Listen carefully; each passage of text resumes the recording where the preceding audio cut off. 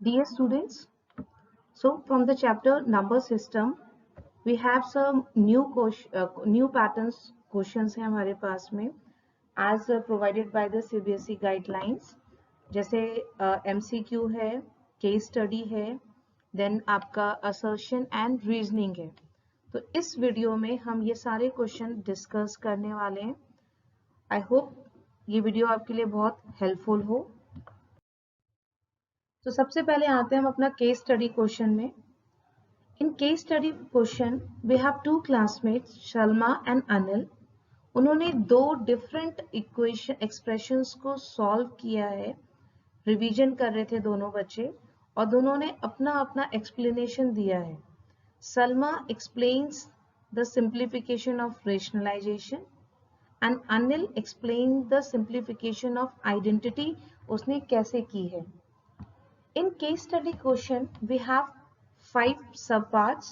Out of the 5 subparts, you have to write the answer of any 4 of them. So let's start with the first question. What is the conjugate of root 5 plus 3?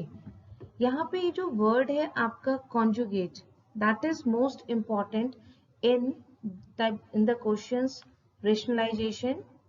Right इसमें हमें करना क्या होता है, जो भी आपके पास question है उसमें जो भी सिंबल आपका यूज हो रहा है, just change the sign just like your additive inverse. For example मेरे पास +2 है, then the additive inverse of +2 is -2. ऐसे ही यहाँ पे if you change the sign, plus की जगह माइनस आएगा तो ये आएगा √5 minus √3, which is similar to your option B, √5 minus √3. Next question. Anil applied identity to solve. Question है यहाँ पे. If you observe your question carefully, यहाँ पे identity already mention है. नहीं mention है कोई बात नहीं. अगर ये part missing भी है, for example, you can easily just thought ये है मेरे पास में a plus b, ये है मेरे पास में a minus b, and these identities we have studied in class 8. Simple सी identities है. तो आंसर आ जाएगा मेरे पास में option C. Then next question. अगर इसकी वैल्यू मुझे फाइंड आउट करनी हो तो कैसे आएगी. With that we are going to using that identity. So according to the identity, a square minus b square, हमारे पास जो a है वो हो जाएगा आपके पास में √2 and b is √3. After solving, √2 जो है, if you multiply √2 into √2, it will gives you 2, right? ऐसे ही 3 का हो जाएगा, √3 का आंसर आ जाएगा मेरे पास 3. इंटीजर्स का एडिशन एंड प्रॉपर्टी यूज करने के बाद आंसर आएगा -5. तो विद द गिवन ऑप्शन मेरे पास हो जाएगा -1.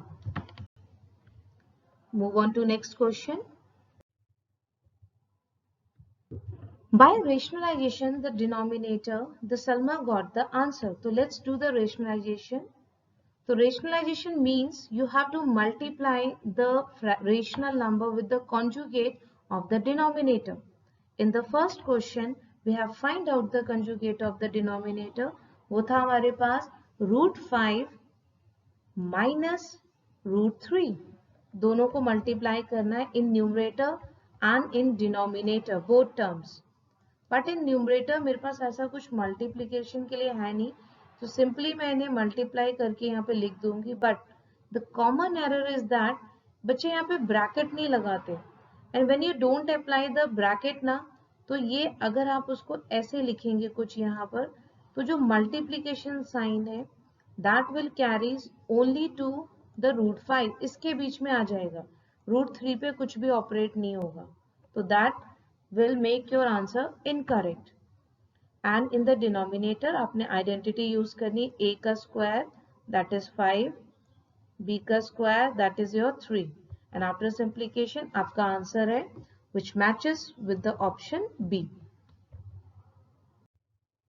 Next question. Addition of two irrational number is equal to. It's always a irrational. Rational number की एक प्रॉपर्टी है, आप उसके साथ कुछ भी एडिशन, मल्टीप्लिकेशन, डिवीजन, आप कुछ भी प्रॉपर्टी वहां यूज करेंगे, इरेशनल उसको अपने जैसा कर लेता है. ठीक है, तो ये आपका आंसर है and the option is D. Let's have some assertion and reasoning question. In assertion and reasoning, we have two statements. One is assertion and second one is reason. For that, आपके पास में 4 option रहेंगी. इन options को थोड़ा सा आपने बहुत clearly समझना है. देखिए पहले ऑप्शन में क्या है, दोनों के दोनों ट्रू होने चाहिए, राइट? तो ओके, लेट्स डू इट. हम कोशिश करते हैं, पहले देखेंगे ट्रू फॉल्स क्या है. तो आपको पता है बच्चा कि रेशनल नंबर, अगर मुझे कोई दो रेशनल नंबर निकालने हैं तो दो मेथड हैं. आप यहाँ डिनोमिनेटर में 1 लिखेंगे, फिर उसको किसी नंबर से मल्टीप्लाई करेंगे. वो आपका 8th क्लास में हमने मेथड किया है. बट अभी 9th क्लास में हमने नया मेथड किया है कि if we add the numbers and divide by 2, देन मेरे पास जो नंबर आएगा वो इन दोनों नंबर्स के बीच में लाई करेगा. It means assertion is true. Reason, there is one rational number between any two rational numbers. No, it's not correct. दो रेशनल नंबर के बीच में बहुत सारे रेशनल नंबर हो सकते हैं. We have infinite numbers. It means reason is false. तो match with the qualities कि हमारे पास किसके साथ ये मैच हो रहा है. यहाँ पे आप देखोगे reason is true, assertion is true but reason is false. Then your answer will be option C. तो आ जाएगा आपके पास assertion is true but reason is false.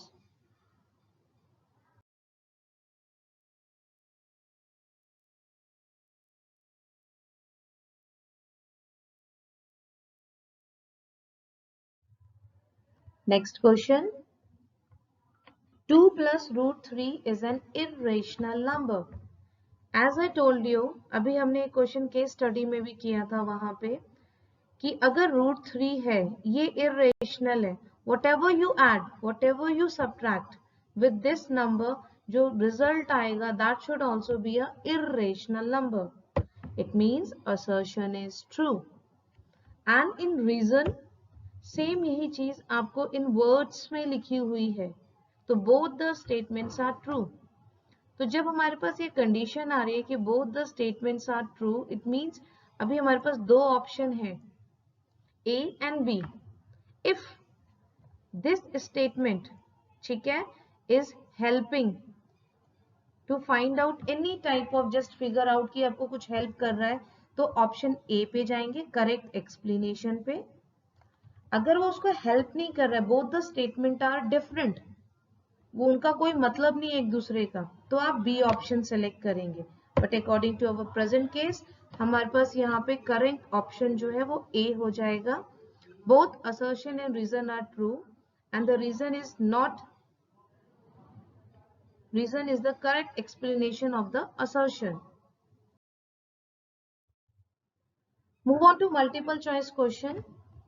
यहाँ पे मेरे पास में 2 और 4 और 5 के बीच में 3 रेशनल नंबर्स फाइंड आउट करने. जैसे हम छोटी क्लास में करते थे बच्चा, आप वैसे भी फाइंड आउट कर सकते हैं. आप देखोगे यहाँ पे मेरे पास डिनोमिनेटर जो सेम है वो है 6, एक है 7 और एक है 4. यहाँ पे कुछ डिफरेंट है, 13, 13, 23. तो इसके लिए हम थोड़ा सा छोड़ देते हैं अभी.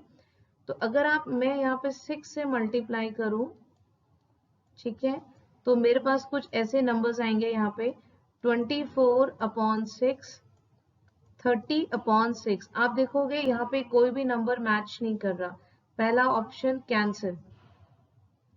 देन आप इसे 7 से यहाँ पे अप्लाई करके देख लीजिए कि 7 से यहाँ पे क्या आ रहा है, ये आ जाएगा. इन न्यूमरेटर की बात करें तो 28 एंड 35. अगेन ये सारे नंबर यहाँ लाए नहीं कर रहे हैं, देन आप यहाँ पे इसे 4 से करके देखिए कि 4 से क्या आता है आपके पास में। ये आ रहा है 16, ये आ रहा है 20। Yes, all the numbers lies between this, तो आपके पास आंसर आ जाएगा ऑप्शन सी। नेक्स्ट आपको इसे इक्वल इसका रीजन फाइंड आउट करना है। देखिए बच्चा, इसका रूट 6 जो है वो बिल्कुल आपका वेरिएबल की तरह काम करता है। Add the coefficient, after adding आपके पास आ जाएगा 10, तो option A is the correct answer. 10 under root sorry after adding 11 आएगा, तो option B is the correct answer, 11 root 6। All the integers are किस में जाएगा? You know that the biggest आपका जो सबसे बड़ा सेट है that is your rational number, तो ये सारे के सारे इंटीजर्स जो है वो रेशनल नंबर में चले जाएंगे। Option B rational number. यहाँ पे आपको पहचानना है कि कौन सा इरेशनल नंबर, तो पहले आप इसे सिंप्लीफाई करिए। तो जब आप इसको सॉल्व करेंगे आपके पास आएगा 4 - 4 मतलब 0। यहाँ सॉल्व करेंगे 9 - 3 6, और ये आएगा माइनस का 5। ये टर्म ऐसी है जिसको आप सॉल्व नहीं कर पा रहे। One is rational and one is irrational, it means that's the answer. Decimal expansion root 2 की फाइंड आउट करनी है आपने। यहाँ पे आप लॉन्ग डिवीजन मेथड से जब आप इसको फाइंड आउट करेंगे तो डेसिमल एक्सपेंशन आपकी कुछ ऐसी आती है 1.4 and so on and so on and मतलब नॉन टर्मिनेटिंग है और रिपीट नहीं हो रही, तो डी ऑप्शन। तो बच्चा, this is all about some different type of questions which is based on the new pattern, MCQ, assertion, reasoning and case study. Thank you.